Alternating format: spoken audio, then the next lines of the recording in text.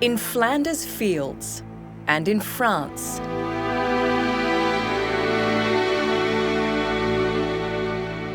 where Australians fought and fell, an idea formed in the mind of a witness to their hell, of how and where to remember them. Charles Bean, as official war correspondent, had formed this view that there should be this memorial. Where it was to be, in his mind, was in the heart of the nation, and that became his mission statement and made him aware that these things had to be preserved. There had to be a memory of what these men had gone through to be preserved in Australia.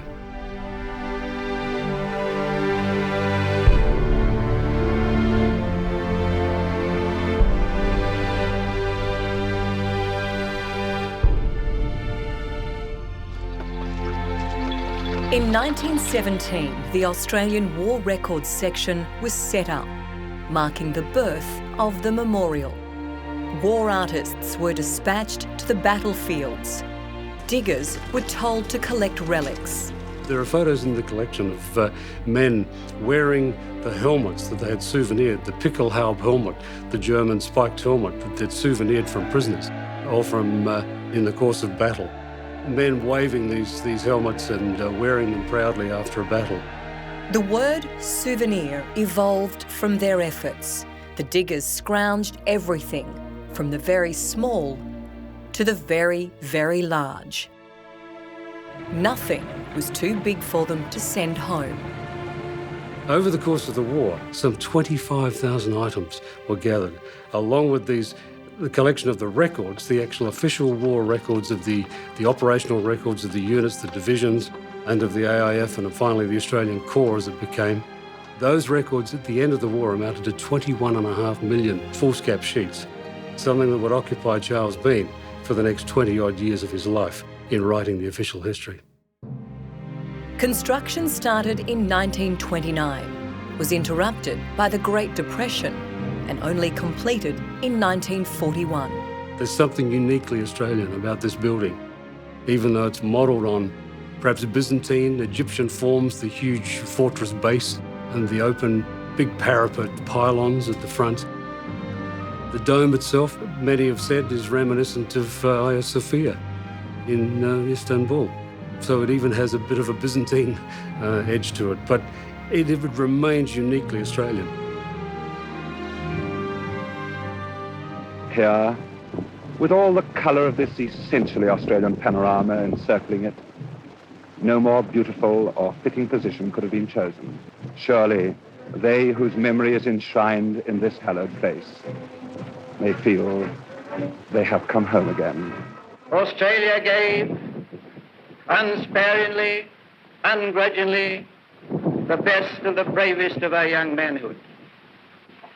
And it is in their honour that this memorial has been erected. I have now the honour to declare the Australian National War Memorial open. A mecca towards which in the years, nay, the centuries to come, Australians will travel to absorb the imperishable story it has to tell. The dioramas, striking combinations of sculptor and artist, present vivid, almost living fragments of the war. The dioramas unveiled at the 1941 opening have been beautifully restored in the new gallery. In August 1918, the 2nd Australian Division, in 3 days of furious and brilliant fighting against the Prussian Guard, carried the height of Mount St. Quentin, commanding the town of Peron, which itself was taken by the 5th Division. Diorama shows the 6th Brigade about to resume the attack from Elsa Trench. Webb Gilbert's sculpture is filled with superb action. Historian Peter Burness has worked at the memorial and walked its galleries for 43 years. One event right here in the World War I space is seared into his memory. We had 250 Gallipoli veterans, pretty much representing any Gallipoli veteran still alive who could make the trip to Canberra. You know, to see these old veterans, the last living reminders of the Gallipoli campaign, and who were so proud and determined to be here that day, is something I think lives in the memory of all of us who were present.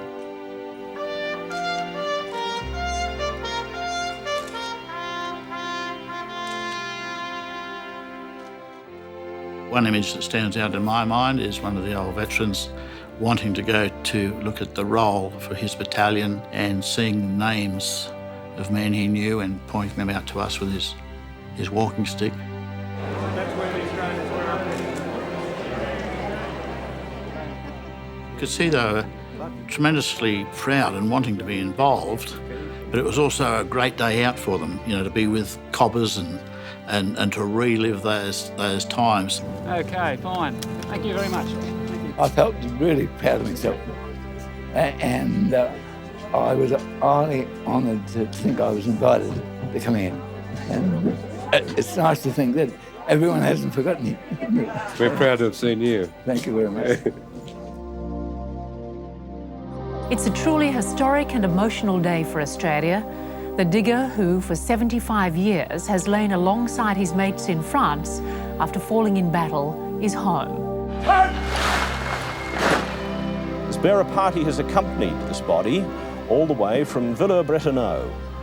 Now the coffin is being borne aloft. It will go into the domed part of this Australian War Memorial. He has been returned to his land. We honour his service. We place his remains to rest in this sacred place.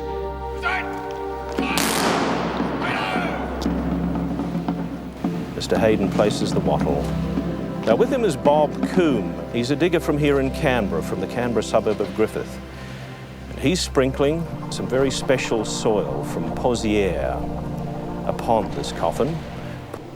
We will remember them. 75 years on, our digger, our mate, is home. From the Second World War, some relics came home under their own steam. Yes, G for George is an old warhorse of the skies, and the nearer you get, the bigger he looks. Each bomb sign on the fuselage represents a combat mission. G for George spent a lot of time over G for Germany. Their 90 missions. When Anzac Hall opened, G for George became part of a fully immersive experience.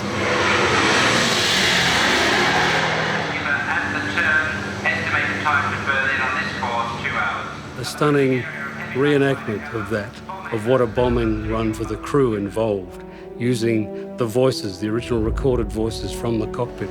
Bomb doors open. Right, steady, hold it.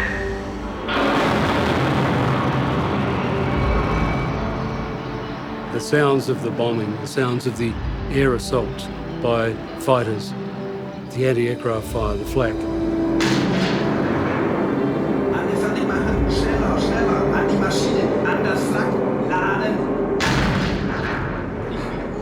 The other very new treatment was given to us by Peter Jackson, the celebrated filmmaker.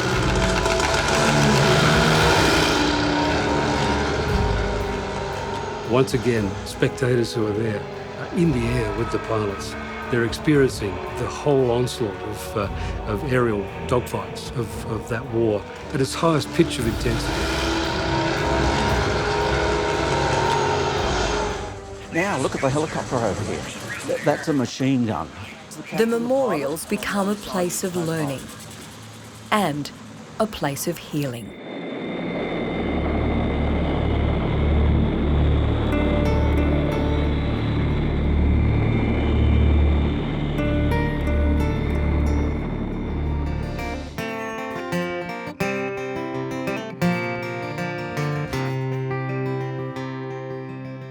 We have a responsibility to them to tell their story, not years or decades after it's happened, but we have to tell it now. And I can still see Frankie drinking tinnies.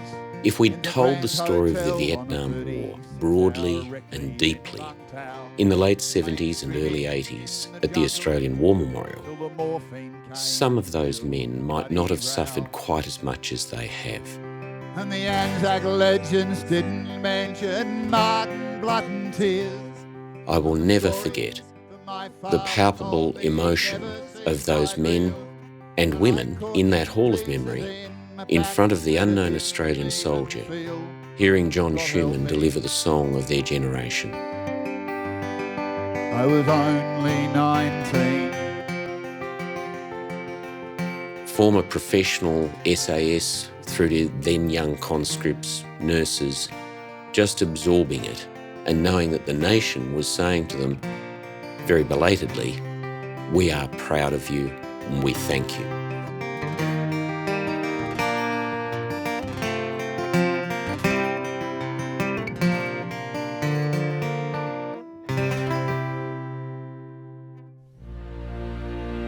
The Afghanistan exhibition that we have, of which we are very proud, Afghanistan, the Australian Story, it's important their story's being told, and it's being told in ways that are compelling and meaningful, not only for them and their families, but for the rest of us. You read about it in books and you see it in TV shows and on movies where someone opens the door